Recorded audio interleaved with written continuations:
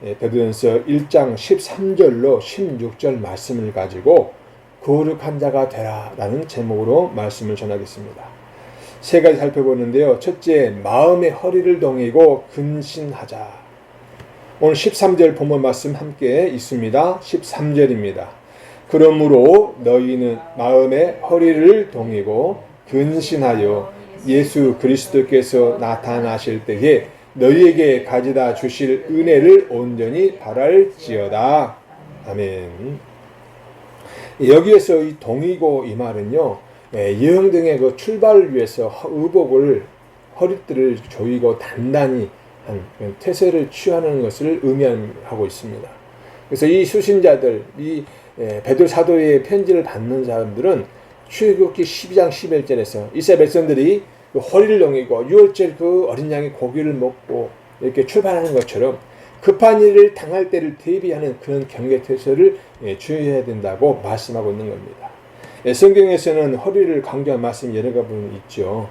허리는 매우 중요한 곳이고 또 이 허리가 이 몸의 중심을 있어야 있기 때문에 힘이 받쳐지지 않으면 우리가 걸어갈 수도 없지요. 그래서 여기서 38장 3절 말씀 보면은 너는 대장부처럼 허리를 묶고라고 말씀했어요.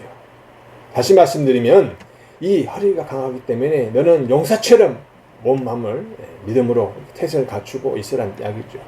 또 중요한 인물을 소개할 때는 또 이런 허리라는 용어를 사용하죠.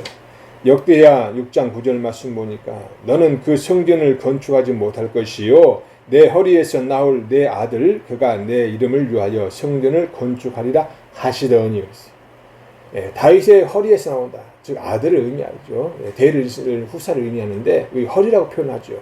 그래서 결국은 솔로몬이 건축하는데 이처럼 이 허리는 굉장히 중요한 의미를 담고 있습니다. 그런데 여기서 허리를 동이는 것은 어떤 일을 하려고 하는 모습이고 결단의 자세를 나타낸다는 이야기입니다.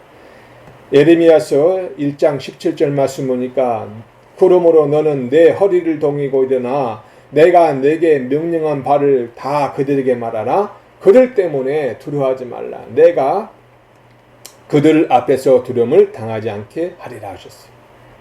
중요한 것은 그리스도인들은 육신의 허리가 아닌 마음의 허리를 동이고 매사에 긴장된 자세로 하나님의 음성에 귀를 기울여야 합니다. 즉 주위의 핍박과 혼란한 상황들을 그것 때문에 내가 갖고 있는 이 신앙이 흔들린다면 또 사단이 활동할 수 있는 그 여지를 제공해서는 안 된다는 이야기죠. 우리는 항상 깨어있는 삶으로 재림의 그날을 향해서 다른 일 해야 믿습니다. 또 근신하여라는 말은요, 술 취하지 않고 정신을 차리다라는 의미를 가지고 있습니다. 이 말은 신약성경에서 항상 권고나 충고 또는 훈계할 때 이렇게 사용되어 있는데요. 이 영어가 이제 파생하는데 데살로니가전서 5장 6절 말씀 보니까 그러므로 우리는 다른 이들과 같이 자지 말고 오직 깨어 정신을 차릴지라. 깨어 정신을 차린다는 의미로 사용하고 있어요. 또 디모데후서 4장 5절 말씀 보니까 너는 모든 일에 신중하여 고난을 받으며 전도자의 일을 하며 내 직무를 다 할 때 신중하라는 의미로 사용하고 있어요. 그러니까 근신하라는 말은 깨어 정신을 차리라, 신중하라 이런 의미를 갖고 있다는 이야기입니다. 그래서 이 근신하여라는 말은 또 앞에서 말한 동이고라는 말과 그런 마찬가지로 박해를 당하고 있는 이 수신자들, 편지를 받고 있는 이 성도들이 영적인 자세를 갖출 것을 당부한 말이에요. 즉 하나님의 말씀에, 하나님의 음성에 늘 귀를 기울이고 세속적인 욕구, 자신들의 그 갖고 있는 욕심을 버리고 거기서 자신을 지키고 영적인 나대에 빠지지 않고 깨어있는 정신적인 자세가 필요하다고 말씀하고 있는 것입니다. 예수 그리스도께서 나타나실 때 너희에게 가져다 주실 은혜를 온전히 바랄지어다고 말씀했어요. 이 나타나실 때라는 말은요, 눈에 보이지 않던 그 그리스도께서 이제는 확실하게 계시되어 나타나신다는 의미예요. 다시 말하면 그리스도의 재림을 말씀하고 있습니다. 베드로 사도는 환란의 도가니에 있는 이 그리스도인들이 구원의 날이 반드시 온다는 사실을 말씀하고 있는 거예요. 그래서 그리스도의 재림을 언급하고 있는 것입니다. 이 세상 마지막 날까지 끝까지 소망하되 또한 그 소망이 온전하여야 함을 나타낸다고 볼 수가 있습니다. 사랑하는 우리 새해선함께 성도 여러분, 마음의 허리를 동이고 근신하라는 것은 좌로나 우로나 치우치지 말고 마음 중심을 잡고 겸손한 마음으로 조심하는 마음으로 살아가는 것입니다. 예수님의 재림 때에 주님이 주실 은혜를 온전히 바라는 것입니다. 겸손한 마음으로 사시길 주님의 이름으로 축원합니다. 두 번째는 사욕을 버리라고 말씀합니다. 14절입니다. 너희가 순종하는 자식처럼 전에 알지 못할 때에 따르던 너희 사욕을 본받지 말고. 베드로 사도는 본절에서 수신자들의 그 구원 이전의 상태와 또 이후의 현재 신분을 대조하면서 과거를 단절하고 현재의 신분에 걸맞는 삶을 살 것을 촉구합니다. 그들은 복음을 받기 전에는 무지에서 각종 더러운 욕망들을 추구하고 살아왔었으나 이제는 하나님의 은혜 아래서 정말로 그분의 자녀가 되었다는 것입니다. 그래서 하나님의 자녀가 된 자들은 하나님의 은혜 아래에 있는 그분의 자녀가 되었기 때문에 이제는 하나님 말씀에 순종하는 것이 마땅하다는 겁니다. 그래서 베드로 사도는 그들을 향해서 순종하는 자식으로서 뭐뭐 해서는 안 된다 이런 식으로 고민하고 있는 거예요. 우리는 예수 그리스도를 믿기 전에 사람처럼 자기 욕심에 빠져 죄악에 물들지 않기를 바랍니다. 과도한 욕심은 화를 자초해요. 그래서 야고보나 바울 사도가 경고하고 있습니다. 야고보서 1장 14절로 15절 말씀 보니까 오직 각 사람이 시험을 받는 것은 자기 욕심에 끌려 미혹됨이니 욕심이 잉태한 즉 죄를 낳고 죄가 장성한 즉 사망을 낳느니라. 또 디모데전서 6장 9절 말씀 보니까 부하려 하는 자들은 시험과 올무와 여러 가지 어리석고 해로운 욕심에 떨어지나니 곧 사람으로 파멸과 멸망에 빠지게 하는 것이라. 베드로 사도가 말하는 이 여러 가지 욕망은요, 그 욕망을 경계해서 엄하게 우리가 통제하지 않으면 사람으로, 즉 사람을 하나님으로부터 떨어지게 해서 죄 가운데 빠지게 한다는 거예요. 또 자연적이고 충동적인 삶을 살게 하는 것이 결국 이것은 이방인들의 삶이요 또 불신자들의 그런 특성인 도덕적인 죄악을 이렇게 저지르고 있다는 사실을 말씀하는 겁니다. 지금 수신자들에게 그리스도인들이 되었을 때에 갖춰야 할 그는 실천적인 욕으로서 이런 욕망들을 따르지 말 것을 당부하고 있는데, 특별히 그들이 무슨 괴악한 죄악에 잠겨 있어서 또 그들이 거룩한 삶을 살려고 하는 것은 아니라, 그런 것이 아니라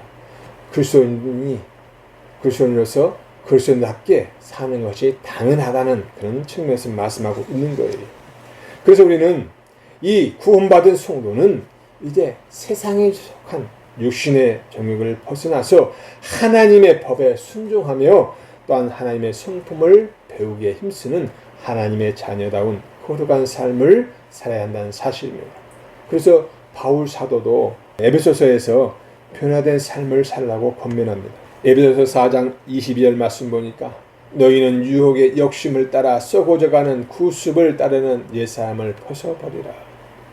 왜 변화되어야 되냐고요? 그렇지 않으면 열매를 맺지 못하기 때문입니다. 마가복음 4장 19절 말씀 보니까 세상의 염려와 재물의 유혹과 여러 기타 욕심이 들어와 말씀을 막아 결실하지 못하게 되는 자유로서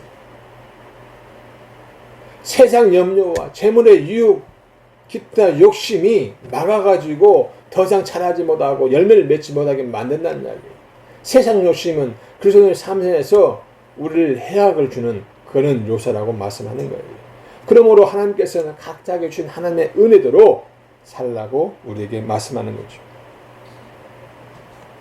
잠언 30장 말씀 보니까 이것은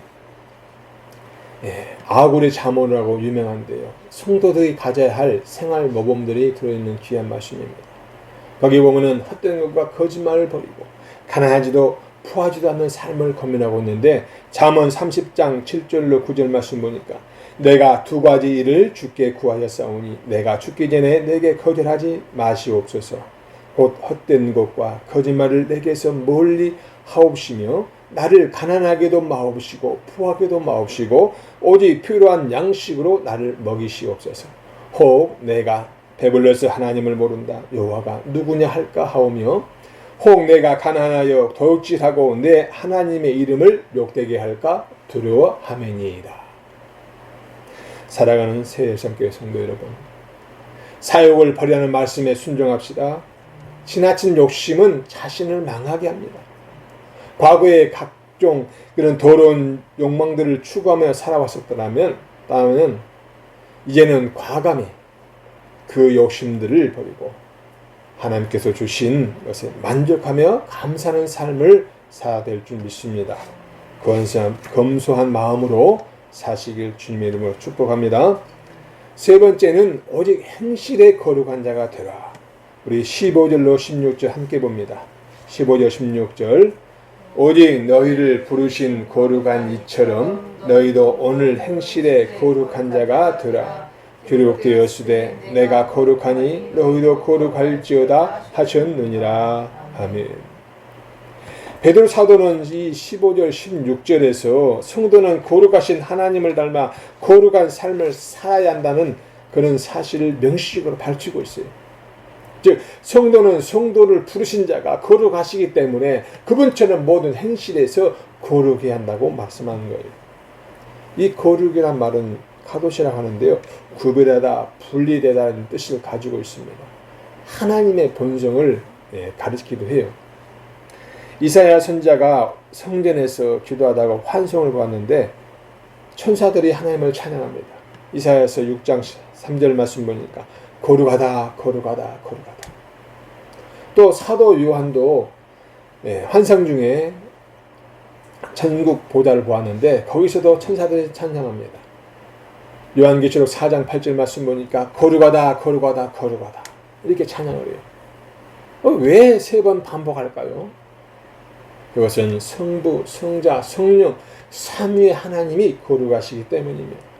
그래서 본 15절에서 이 거룩이라는 것은 어떤 의식상의 어떤 점결을 의미하지 않아요.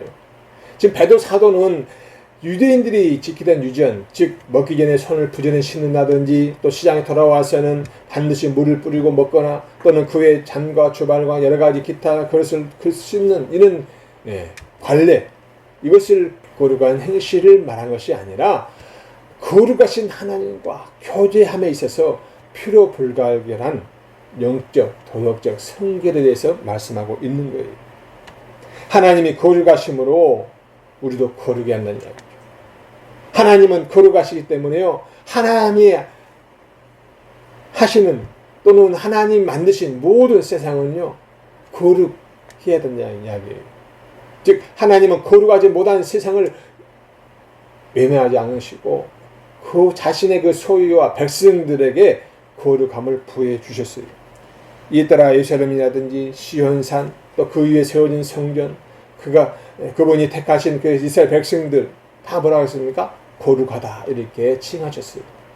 그래서 하나님은 당신이 그와 계시는 곳 또는 당신이 사랑하는 성도가 있는 곳을 거룩한 곳으로 여기고 있다는 이야기예요.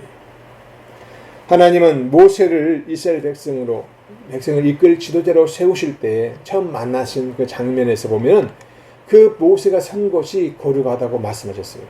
출애굽기 3장 5절 말씀 보니까 하나님이 이르시되 이리로 가까이 오지 말라. 내가 선 곳은 거룩한 땅이니 내 발에서 신을 벗어라. 지금 하나님이 계신 곳이 거룩한 땅이에요. 그곳에 바로 모세가 왔는데 그것이 거룩하니까 내 발을 벗어라는 거죠. 하나님의 땅은. 그래서 이와 같이 하나님은 하나님이 계신 곳, 하나님의 백성들이 있는 곳을 거룩하게 하셨어요. 오늘 본문 16절에 너희는 거룩하라 이는 나 여호와 너희 하나님이 거룩함이니라. 이 말씀은 사실 레위기서 19장 2절에 있는 말씀인데 그대로 인용해서 베드로 사도가 말씀하고 있습니다. 이렇게 하신 말씀은 지금 편지를 받고 있는 성도들, 수신자들이 그리스도인들이 된 이금에는 하나님 알지 못하는데 그 사역을 가득 찼던 그런 삶을 이제는 버리고 하나님의 정결함과 도덕적인 완전함을 담은 그런 거룩한 삶을 살아야 된다는 것을 강조하는 거예요. 이것은 결코 내면적인 또는 하나님의 그 구속의 은혜를 입어서 정결하게 된 어떤 종교적인 그런 변화에만 그치는 것이 아닙니다. 왜냐하면 이 베드로 사도는 이 거룩을 우리 일상생활 속에서 삶 속에서 행동과 연관된 행실이라는 용어를 써서 말씀하고 있거든요. 그래서 세상 속에서 윤리를 실천하는 실천적인 면을 포함하는 그런 거룩함을 가져라는 이야기. 영적으로만 육신적으로만 거룩한 것이 아니라 행동으로도 거룩해야 된다고 말씀하고 있는 거예요. 따라서 15절의 말씀에 성도는 모든 행실에서 거룩해야 됩니다. 베드로전서 1장 2절 말씀에서 말씀하신 것처럼 하나님 아버지의 미리 아심을 따라 성령이 거룩하게 하심으로 순종함과 또 예수 그리스도의 핏부림을 얻기 위해 택하심을 받은 자들이기 때문에 그렇습니다. 이와 같이 거룩하게 하시는 하나님의 사역은 신약 시대에도 이어지고 있어요. 예수 그리스도로 말미암아 거룩하게 된 그리스도인들에게서 하나님의 그 거룩하게 하신 역사가 계속되고 있다는 이야기입니다. 그러니까 구약 시대에 이스라엘 백성들에게 거룩하라 하셨던 그 말씀이 오늘날 신약 시대의 베드로 사도를 통해서 거룩하라 하셨고 오늘날 이 종의 말을 통해서도 거룩하라고 선포되가 이렇게 계속해서 이어지고 있다는 이야기죠. 빌립보서 2장 13절 말씀 보니까 바울 사도는 이렇게 말씀했습니다. 너희 안에서 행하시는 이는 하나님이시니 자기의 기쁘신 뜻을 위하여 너에게 소원을 두고 행하게 하시나니 너희 몸은 성전하셨으며 하나님이 거하시는 성전하셨으며 우리 안에 우리가 주님을 나의 구주라고 고백하는 순간 여러분들은 거룩한 성도가 되어요. 여러분 속에는 이미 성령이 와 계신 줄 믿으시기를 바랍니다. 내 안에 계신 성령, 이 성령 하나님이 우리 안에서 역사하신다는 이야기예요. 그렇기 때문에 우리는 거룩해져야 하는 이야기죠. 이 거룩함의 역사는 그리스도의 그 재림의 날까지 계속 이어질 것입니다. 거룩하신 하나님을 믿는 그리스도인들은 당연히 그분처럼 거룩한 삶을 살아야 합니다. 특히 우리가 살고 있는 이 세상은 타락과 부패로 가득한 세상이므로 이 악한 세상으로부터 구원받은 그리스도인들은 하나님을 따라서 더욱 거룩해야 함을 말하고 있습니다. 예수 그리스도의 피가 없이로 얻게 된 거룩함을 더럽혀서도 안 되고 모든 부정한 것에서 자신을 분리시키도록 하며 그 행위를 거룩함과 또 일치시켜야 된다고 말하고 있는 것입니다. 사랑하는 새해섬교회 성도 여러분, 우리는 지난주에 하나님의 명령으로 전 교인이 3가지 것을 회개하는 2일 금식에 우리가 참여했습니다. 우리 입에서 나오는 악한 말들과 또 변명의 말들 그리고 이랬다 저랬다 하는 그런 변덕스러운 마음을 우리가 그런 생각과 마음을 십자가 보혈 앞에 내려놓고 우리가 회개했습니다. 앞으로도 마음의 허리를 동이고 근신하며 사십시다. 그리고 성령 충만한 거룩한 삶을 사십시다. 우리에게 주신 새 계명의 말씀, 서로 사랑하라, 서로 의지하라, 서로 포도마라, 말씀 가운데 거하라, 이 말씀을 우리가 늘 마음속에 새기고 묵상하면서 예수 그리스도의 은혜에 감사하는 삶을 사시는 저와 여러분 되시기를 주님의 이름으로 축복합니다.